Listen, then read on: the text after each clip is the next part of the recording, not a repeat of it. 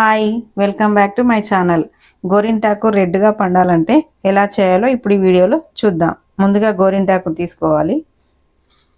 దానికి కావాల్సినవి ఒక నిమ్మకాయ, టీ పొడి, 5 లవంగాలు, బిర్యానీ ఆకు.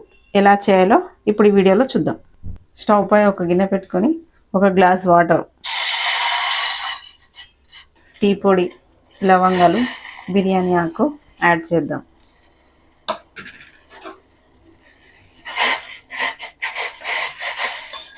వాటర్లో బాగా మరగాలి. ఎక్కువ అవసరం లేదు, కొద్దిసేపు మరిగితే సరిపోతుంది.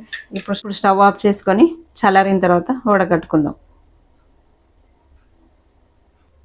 ఇప్పుడు స్ట్రైనర్తో వడకట్టుకుందాం. ఇప్పుడు ఒక మిక్సీ జార్ తీసుకొని అందులో గోరింటాకు, నిమ్మకాయ, కొద్దిగా పంచదార, ఇప్పుడు దీన్ని మిక్సీ పట్టుకుందాం. ఇప్పుడు ఇందాక మసలించుకున్న వాటర్ ఇందులో యాడ్ చేసుకోవాలి. కొద్ది యాడ్ చేసుకుంటూ మెత్తటి పేస్ట్లా రెడీ చేసుకోవాలి. ఇప్పుడు ఇలా మెత్తగా పేస్ట్ చేసుకోవాలి.